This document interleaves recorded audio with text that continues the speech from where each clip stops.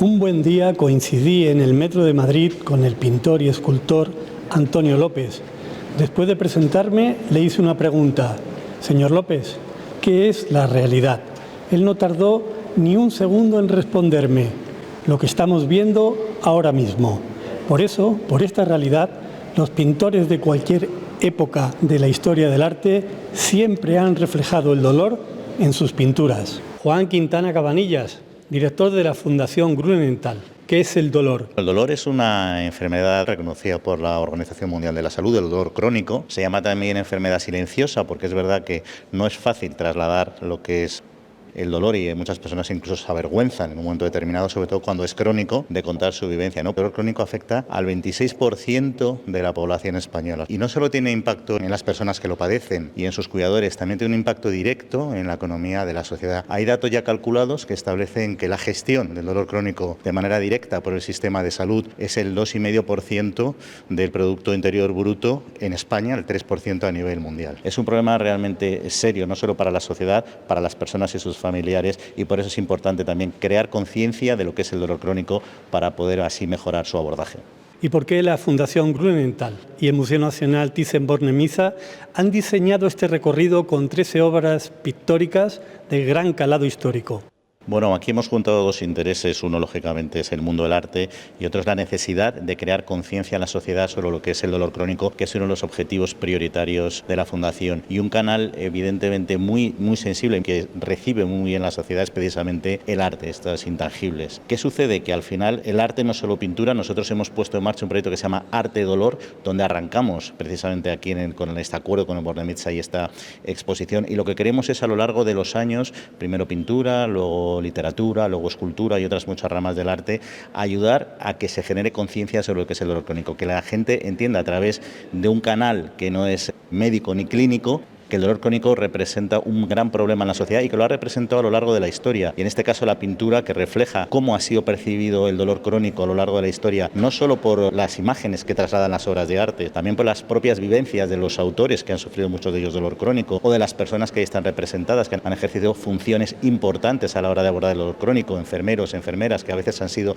de la alta sociedad. Pues todo eso permite acercarse a la sociedad, a lo que es el dolor crónico y lo que representa, de una manera mucho más fácil, mucho más amigable y que sobre todo te pueda hacer pensar, que es un poco el objetivo que nosotros queremos. María Martín Sánchez, historiadora del arte. ¿Cómo se vinculan las pinturas y el dolor en este recorrido del Museo Nacional Thyssen-Bornemisza? A lo largo de la historia del arte, la pintura ha sido uno de los lenguajes visuales que se ha puesto al servicio de aquellas cuestiones que intrigaban o en cierta medida interesaban a la humanidad, de tal manera que el dolor es una de ellas. Podemos hacer un recorrido a lo largo de la historia desde una expresión relacionada con una iconografía mucho más centrada, por ejemplo, en el sufrimiento, en la gestualidad, en el dramatismo, desde una vertiente física, en el mundo, por ejemplo, del románico, camino del gótico, a una cierta idealización, pero también influencia del mundo científico a lo largo del Renacimiento, por supuesto la sublimación absoluta del dolor y la expresividad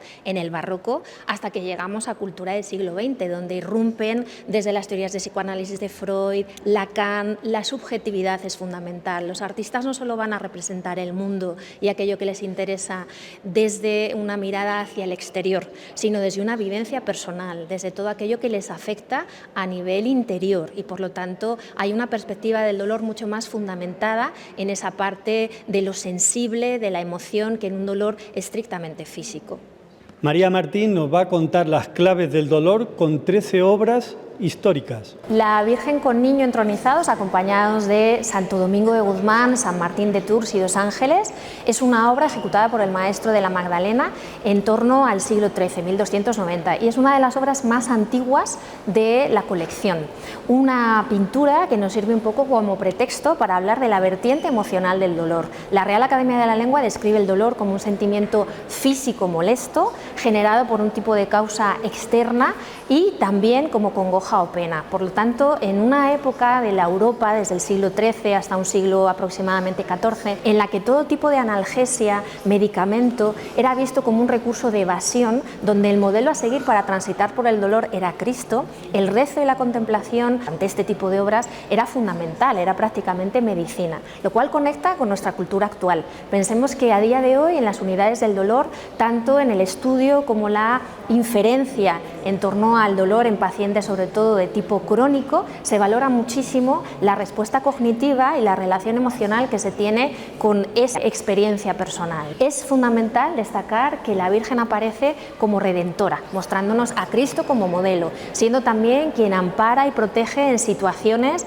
de congoja y de sufrimiento. Y además cuenta con la ayuda de dos santos que fueron fundamentales en la Europa medieval. Santo Domingo, que es a quien la Virgen entrega el rosario, es una herramienta para protegerse de la enfermedad, y San Martín de Tours, que es también uno de los santos patronos a los que se rezaba en medio de una Europa asolada por las epidemias de la peste. Estamos ante el cuadro de los maestros médicos de San Cosme, San Damián y San Pantaleón, una obra del siglo XV del maestro de la visión de San Juan. Es una pieza importantísima en este recorrido porque nos presenta a unos de los profesionales del ámbito de la salud dedicados al estudio, a la investigación y sobre todo al tratamiento y al acompañamiento de pacientes con dolor, sobre todo crónico. Es una pieza del siglo XV, un punto de inflexión en la historia de la humanidad dentro de lo que sería el campo de la medicina, porque se pasa de una comitiva, sobre todo de profesionales reconocidos como curanderos, sanadores, cirujanos, que empleaban medios poco ortodoxos, a la profesionalización de la medicina,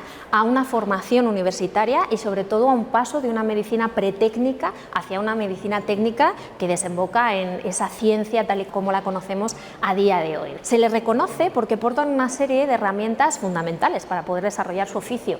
En primer lugar, el cuchillo. Es cierto que quienes realizaban las disecciones eran los disectors, los médicos eran quienes daban las coordenadas.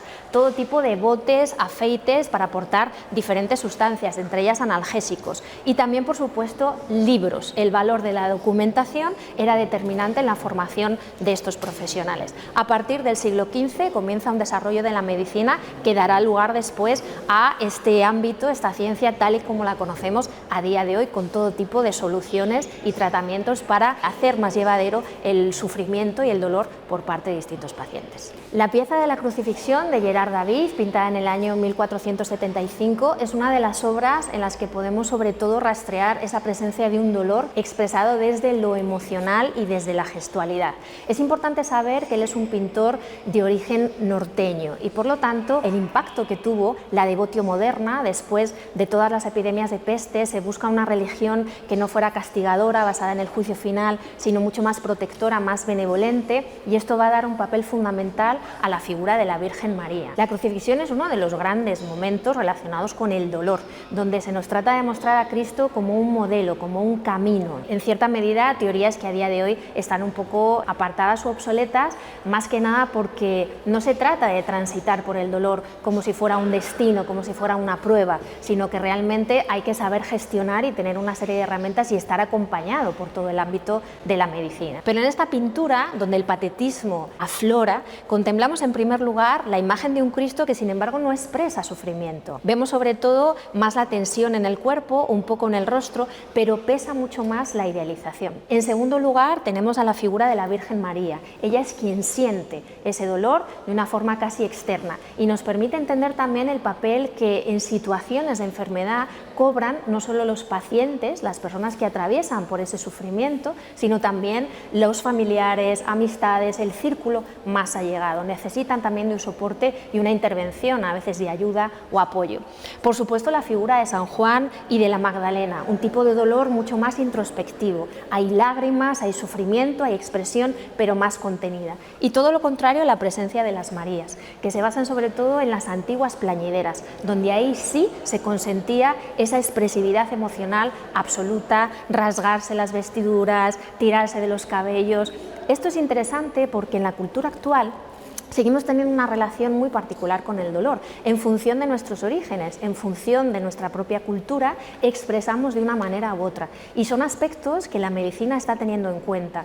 Determinados pacientes pueden, por ejemplo, soportar por cuestiones culturales el sufrimiento de forma estoica, y eso no quiere decir que no estén sufriendo o que no necesiten ayuda. Los médicos deben estar atentos, enfermeros, enfermeras, todo tipo de profesionales, a estas otras formas de expresar y comunicar el dolor. La obra del Cristo resucitado de Bramantino es una pintura italiana del año 1490. Estamos en siglo XV, un contexto muy similar a nuestra pieza anterior. En este caso es fundamental ver los contrastes, como una obra donde había mucha más contención en la forma de expresar el dolor se transforma en una visión prácticamente científica. Fueron muchos los artistas, Durero, Miguel Ángel, Leonardo da Vinci, que estudiaron el cuerpo humano partiendo de una serie de prácticas relacionadas con la disección cada vez más permitidas por la Iglesia, porque se trataba un poco de identificar también no solo el origen del dolor, sino la ubicación del alma en el cuerpo, y desde esa nueva permisividad los artistas eran quienes iban a hacer el registro visual.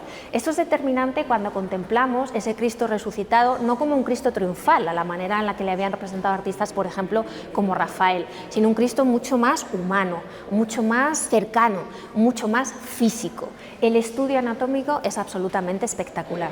Podemos percibir los tendones, las venas, las llagas, la sangre, incluso el rastro que ha dejado el llanto y el sufrimiento en los ojos, la piel completamente demudada. Hay una investigación científica y es de destacar cómo los pintores no solo hicieron el registro visual de enfermedades, sino que muchas veces se jugaron la vida, porque estas prácticas llegaron a estar perseguidas por la Iglesia, o el apoyo de ciertas respuestas científicas, aspectos que siempre se habían explicado desde la religión, no eran del todo comprendidas por la Iglesia oficial. Giovanna degli Albizzi Tornabuoni, retratada en el siglo XV por Ghirlandaio, es una de las obras maestras de la colección y una excusa fascinante para poder hablar también de este tema que va siendo el eje en torno al cual pivota este recorrido. Ella fue desposada con Lorenzo Tornabuoni, un caballero de la nobleza florentina que estaba relacionado, emparentado con los Medici. Las dos familias estaban enfrentadas, entonces para limar un poco asperezas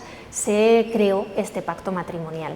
Al año de casarse fue madre por primera vez de Giovannino y después se queda embarazada, muere estando en estado, ¿no? No sabemos muy bien qué fue lo que pasó, pero sí que en la sociedad de aquellas épocas los médicos decretaban que la revisión de las mujeres era algo pecaminoso, no se la podía atender, no se podía inspeccionar de alguna manera su cuerpo, y gran parte de la salud de estas damas caía en manos de curanderas que tenían una formación excepcional, pero desde un tipo de aprendizaje más práctico, más oral, así que probablemente parte de esa situación influyó en su muerte. A día de hoy hablamos de una diferencia en cuanto a la prevalencia del dolor. Cuestiones, por ejemplo, como pudiera ser la fibromialgia o situaciones de dolor crónico, hay una prevalencia de 2:1 en relación a mujeres y hombres. La medicina actual se está haciendo eco de este sesgo que ha existido por cuestiones de género, donde la paciente debía de soportar el dolor y a la vez ser la sufriente por excelencia. Todo esto está cambiando, pero rendir tributo a todas estas mujeres a través de una pieza como esta, donde además tenemos otros aspectos fundamentales. En primer lugar, la importancia de determinados objetos con carácter apotropaico, de mágico, de protección frente a las enfermedades. Es el caso de la sarta de cuentas de coral que cuelga justo en esa repisa. Se decía que el coral procedía de la sangre derramada por Cristo durante la crucifixión, y todo tipo de amuleto creado con él protegía, sobre todo en los partos y en enfermedades relacionadas con la sangre de alguna manera.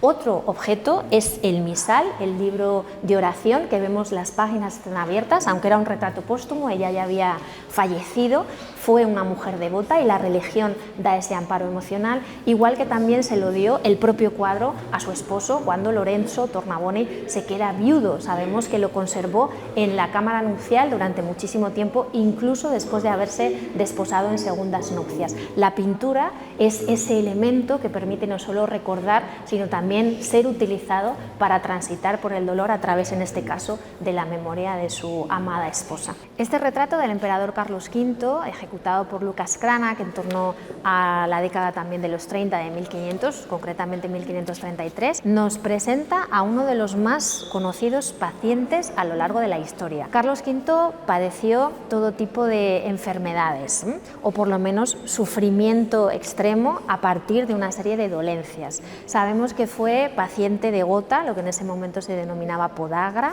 que tenía también asma.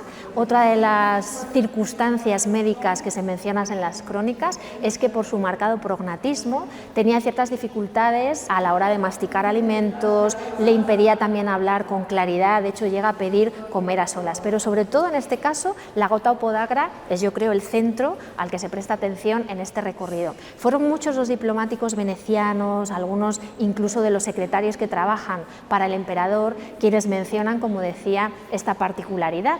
Lo que sucede es que durante mucho tiempo todo estaba en papel escrito, hasta que un grupo desde Barcelona decidió hacer una investigación, un estudio con una de las falanges que se conservaban del emperador en el monasterio del Escorial. Sometida a una serie de pruebas, se descubre que los cristales de urato eran enormes, que los tejidos blandos incluso estaban dañados y que evidentemente desde los 28 años de edad muchas veces había que llevarle en silla, permanecía sentado con cojines debajo de los pies, o de sus médicos más importantes, entre ellos Andrea Vesaleo, nos cuenta cómo trata de aplacar ese sufrimiento del monarca con una serie de fórmulas del ámbito de la farmacopea, entre ellas el consumo de zarzaparrilla, se conocía también como hierba china, era muy amarga, costaba muchísimo tomarla, pero era un diurético que se creía facilitaba un poco pues, la expulsión de todos esos cristales de urato. ¿Hasta qué punto la enfermedad fue determinante en algunas de las decisiones más importantes de su carrera política? Que él no solo organiza los ejércitos y llega a pedirles que no ataquen en ciertos momentos en toda la zona de Múlver, porque no se encuentra en circunstancias físicas como para poder llevar adelante esa contienda, o adelanta el instante en el que renuncia a la corona y va a dejar en el trono a su hijo Felipe II, ¿no? Ya vemos que la enfermedad y el dolor afectan nuestro día a día cotidiano e incluso a figuras insignes de la historia en la toma de soluciones que marcaron determinados cambios que a día de hoy siguen presentes en esas crónicas. La muerte de Jacinto, de Gian Battista Tiepolo, Giovanni Battista Tiepolo, pintado en 1752-53, es una obra que nos remite directamente a un episodio muy concreto narrado en las Metamorfosis de Ovidio, que es la muerte de ese amante, ese príncipe etrusco, a manos, esto no deja de ser chocante, de su propio amor. El dios Apolo, tratando de mostrarle su fortaleza, están jugando con el disco, lanza con exceso de fuerza, él quiere mostrarle también su valentía y en el momento en el que va a recepcionar ese objeto, le golpea en la cabeza y fallece en ese mismo instante. Pero lo importante aquí no es ya la historia clásica, sino el trasunto que hay tras ella. Esta pieza nace de un encargo privado que hace el barón Schaumburg-Lippe, un caballero de origen alemán, cuyo padre había trabajado para Jorge I y II de Hannover, por lo tanto son en cierta forma nobleza media, y que va a encargar al artista la narración pictórica de esta historia, porque él, que había tenido varios amantes varones, ve como uno de sus grandes amores, de sus grandes pasiones, fallece. Parece ser que detrás de esta narración hay, por lo tanto, un guiño a todo ese proceso de dolor, de sufrimiento, sobre todo desde una perspectiva emocional, y que a la vez el cuadro funciona de nuevo como bálsamo, como ayuda para ser capaz de transitar por todo ese padecimiento emocional sin olvidar en ningún momento al que ha sido el centro de sus pasiones. El tío Paquete es una obra de Francisco de Goya y Lucientes que se pinta en un momento muy preciso de la historia del arte, 1819-1820, y del contexto histórico y político. Este caballero era un músico, un guitarrista ciego que tocaba, amenizando a las gentes que pasaban por las afueras de la zona de la iglesia de San Felipe, un templo que a día de hoy no existe. Goya era un melómano tanto de la música culta como de la música popular y decide retratarle. Si nos fijamos simplemente en aspectos técnicos, la paleta de color que ha utilizado, el peso de los negros, una pincelada mucho más suelta, más abocetada, con una energía, incluso una violencia distinta a otros cuadros que hemos contemplado, pues son pistas que nos ponen un poco en situación también del estado anímico anímico en el que Goya estaba al representar esta pintura que es contemporánea a las pinturas negras, ¿no? De Goya sabemos que fue un artista que le toca vivir y atravesar un contexto, ya decía, bastante adverso, ¿no? La guerra de la independencia, la llegada de los franceses a España. Él, que era devoto de todo el mundo ilustrado, ve como las tropas de Napoleón masacran a su pueblo. Va a hacer un seguimiento incluso informativo de lo que está aconteciendo a través de sus dibujos y de sus piezas relacionadas con los desastres de la guerra. Sabemos que además de ese contexto político, interfiere en su obra un elemento que es privado, su estado de salud. Desde los 46 años de edad, él padece jaquecas, sordera. Durante mucho tiempo estas dolencias se explicaron a través del cuadro del saturnismo, una enfermedad que se decía solo afectaba a los pintores porque estaban muy expuestos al plomo, el blanco de plomo de las imprimaciones, de algunas pinturas con las que se recreaban determinados efectos, pero la ciencia posteriormente ha tratado de esclarecer este caso. Ese saturnismo estaba inspirado en la teoría de los humores de Hipócrates y se explica o bien porque se cree que Goya padeciera sífilis, pero una vez tomado el tratamiento, muchos de los elementos de ese cuadro médico habrían tenido que desaparecer, incluyendo la sordera, o bien, sobre todo, se habla de un caso de malaria, que era endémica en la cuenca del Alto Ebro, cerca de Zaragoza, y de hecho sabemos que él llegó a consumir quina, que por otra parte puede producir alucinaciones y por lo tanto afectar a esa visión, ¿no?, tan personal y sobre todo tan rompedora y tan vanguardista que encontramos en sus diversas pinturas. Estamos ante el retrato de Millicent St. Clair, duquesa de Sutherland. Es una pieza de Sargent pintada en el año 1904. Vemos que ha habido un salto ya estético, pero el dolor de alguna manera sigue estando presente, aunque aparentemente en este cuadro no pudiéramos contemplarlo de forma directa.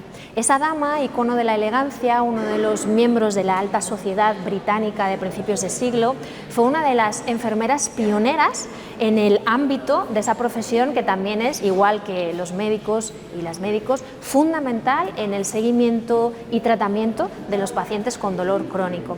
Millicent St. Clair va a formar parte del BAT, del destacamento de voluntarias de enfermería de territorio británico. Es cierto que en esa época no se confiaba en que las mujeres estuvieran capacitadas para desempeñar esa labor, pero el estallido de la Gran Guerra modificó toda esa percepción social y cultural. De hecho, ella parte con un destacamento de compañeras y una serie de médicos a la zona de Namur, en Bélgica, el territorio casi francófono de Bélgica. Y de hecho va a pasar también creando hospitales de campaña, organizando distintas instituciones y dependencias para atender a los soldados heridos, ayudarles a salir de territorio enemigo en circunstancias absolutamente adversas, a veces sin ningún tipo de analgesia. Solo los traslados de los enfermos eran algo muy difícil de hacer, ponía en juego su vida. Pero antes de ella fueron otras damas como Edith Cavell, por ejemplo, que fue capaz de bajar la mortalidad en los hospitales de una manera asombrosa, o organizar esas instituciones del ámbito de la medicina en torno a pabellones para que los contagios se restringieran. Hablamos también de Florence Nightingale, una enfermera que se jugó la vida trabajando a pie de campo en pleno estallido también de la guerra y que fue detectada porque era además uno de los miembros del servicio de espionaje del M16 por los alemanes y de hecho condenada, le dieron muerte. Todas ellas mujeres valientes, pioneras dentro de esta vertiente del ámbito de la medicina y fundamentales para el desarrollo de esa nueva forma de cuidar y atender a los pacientes. Bailarina basculando de Edgar Degas es una pieza de finales del siglo XIX que pertenece a esa nueva cultura visual de vanguardia. Es también una obra en la que aparentemente no está expresado el dolor de forma directa, pero sí que es fundamental tener relación con lo que era el París de aquella época. Conocida como ciudad de la luz, también era una ciudad repleta de sombras. Muchos de los trabajadores dentro de ese ámbito nocturno, no solo en cafés o espacios donde se bailaba cancán, el Moulin Rouge es uno de los principales, en la ópera de Garnier se sometían a intensísimas jornadas y sobre todo en el caso de las bailarinas, ellas sufrían todo tipo de duras lesiones, pero se forzaban a salir a escena porque ellos se quedaban sin trabajo y por lo tanto sin poder alimentarse o pagar incluso sus alquileres. Cantantes, hay todo tipo de profesiones relacionadas relacionadas con el dolor. Y sobre todo en un momento en el que las nuevas teorías higienistas dieron muchísima importancia al tema de la salud, desde la dietética, la práctica de deporte, tomar baños de mar, pasear al sol, pero claro, esto se lo podían permitir las clases más altas. Muchas de estas trabajadoras no tenían ni siquiera dinero para poder acudir a un profesional que paliara de alguna manera su sufrimiento a lo largo de todas esas sesiones de ballet que Degas también captó en este pastel, donde vemos algunas bailarinas que acaban de terminar su salida a escena, otras que están esperando y la bailarina principal que va, creemos que es una misma pivotando sobre su propio eje, porque es una pieza pictórica, pero bebe de ese nuevo lenguaje visual que fue el mundo de la fotografía, como si fueran fotogramas colocados uno detrás de otro.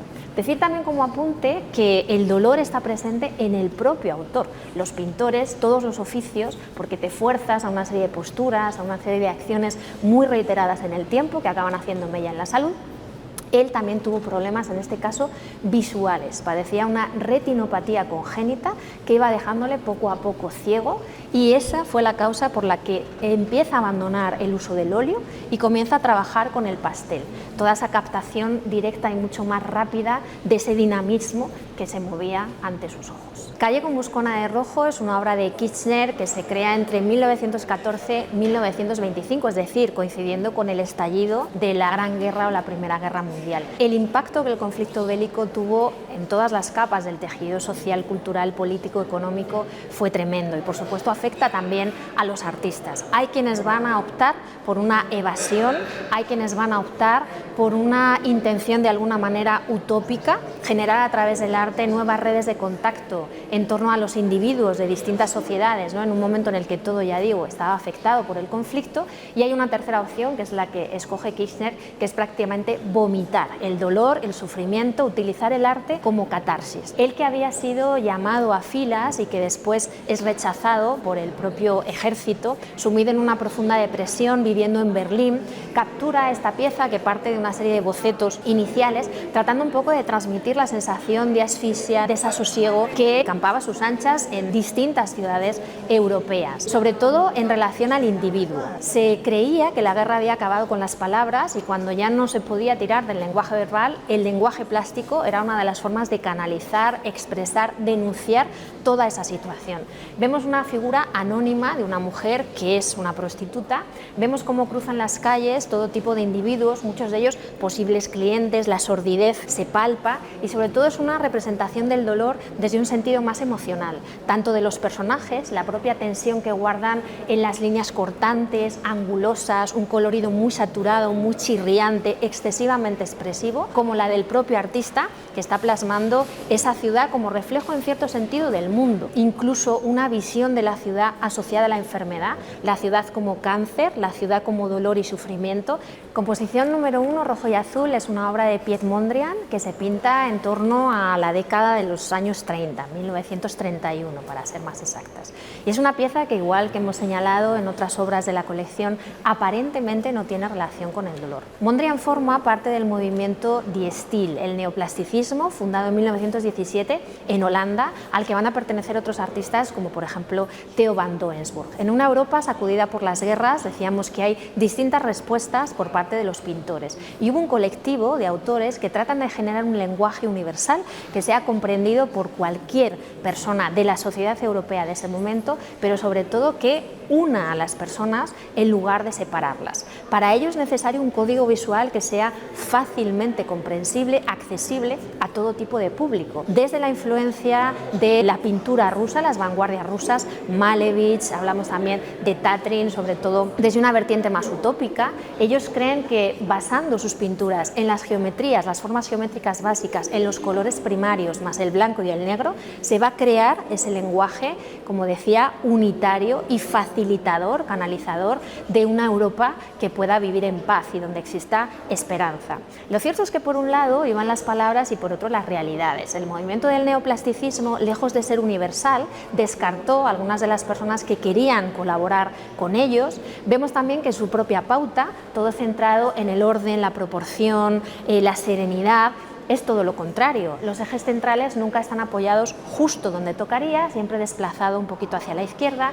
En la subdivisión de esos rectángulos volvemos a ver diferencias en cuanto a equilibrio o canon, porque es cierto que los sistemas que son profundamente organizados en el fondo también tienen un punto de caos, o los excesivamente caóticos generan una situación inestable. Es en el equilibrio donde encontramos en este caso la serenidad. Pero sobre todo es un cuadro que nos permite hablar de un concepto fundamental que es la ataraxia, el dormir los sentidos y las sensaciones para no experimentar el dolor.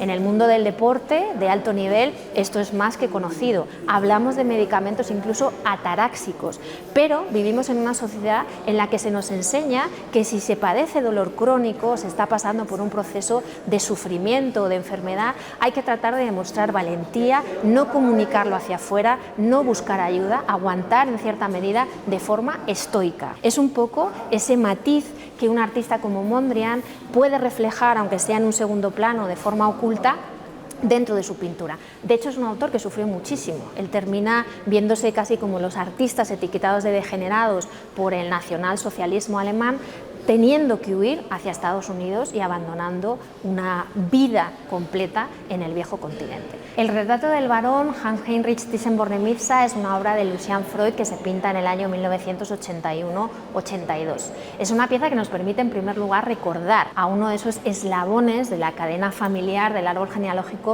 Thyssen-Bornemisza, que juega un papel fundamental en la configuración de una colección en inicio privada, pero que desde el año 1993 conocemos ya y transitamos por estas salas como Museo Nacional Thyssen-Bornemisza. Pero sobre todo la figura fundamental de uno de los grandes coleccionistas a escala internacional, que era un profundo devoto del arte. Él siempre describió que la adquisición de obras artísticas era determinante no ya por aspectos cuantitativos, sino sobre todo por aspectos cualitativos. Cada cuadro estaba ligado a un suceso de su vida, a un acontecimiento, formaban parte de su memoria. Pero incluso en situaciones difíciles, cuando él ya cae enfermo, padece una apoplejía, seguía viniendo a recorrer estas salas porque el arte en cierta forma tenía ese poder curativo, balsámico. Algo de lo que la ciencia actual nos está hablando. Samir Zeki, uno de los padres de la neurociencia, a través de una serie de experimentos ha determinado que la contemplación de una pintura o de una obra artística, también pudiera ser escultura,